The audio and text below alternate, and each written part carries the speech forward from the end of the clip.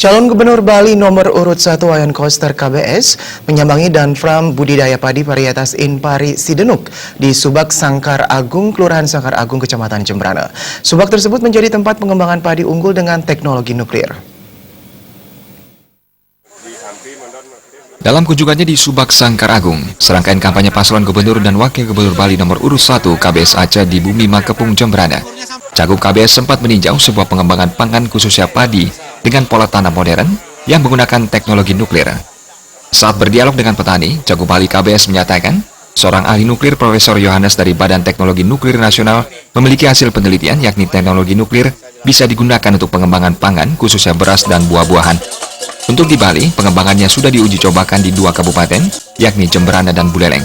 Dibandingkan dengan pola tanam secara tradisional, pengembangan padi dengan teknologi nuklir ini punya banyak keunggulan, diantaranya lebih sedikit menyerap air, tahan goncangan angin, dapat juga dilakukan secara organik dan lebih tahan hama.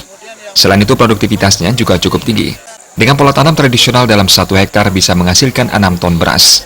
Sedangkan dengan teknologi nuklir, padi yang dihasilkan dalam 1 hektar bisa mencapai 10-11 ton. Kualitas berasnya pun juga akan terasa lebih pulen.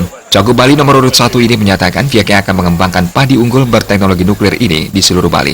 Komitmen KBS sejalan dengan pola pembangunan semesta berencana yang memprioritaskan 5 bidang pembangunan. Salah satunya adalah pangan sebagai upaya merealisasikan program ketahanan pangan di Bali, mulai hulu sampai hilir. Yang memiliki hasil penelitian di mana teknologi nuklir itu digunakan untuk pengembangan pangan, khususnya beras maupun juga buah-buahan. Nah, untuk beras di Bali ini kita uji cobakan di 2 kabupaten, yaitu di Jembrana dan di Buleleng. Teknologi nuklir ini menurut hasil penelitiannya dengan dibandingkan dengan cara yang tradisional, penanamannya satu, teknologinya adalah untuk mengembangkan varietas unggul untuk varietas padi. Yang kedua, dengan menggunakan teknologi berbasis nuklir ini, maka tanamannya yang tumbuh padi ini, itu yang pertama, dia lebih sedikit menyerap air. Yang kedua, dia lebih tahan terhadap goncangan angin.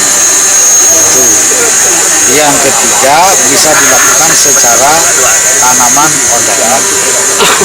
Yang keempat, lebih tahan terhadap hama. Lahan pertanian seluas 1 hektar di Subak Sangkar Agung yang telah menggunakan bibit padi unggul berteknologi nuklir, rencananya akan dipanen pada Mei mendatang. Cagup KBS berjanji akan datang bersama Profesor Yohanes untuk melihat langsung hasil padinya. Humas PDI Perjuangan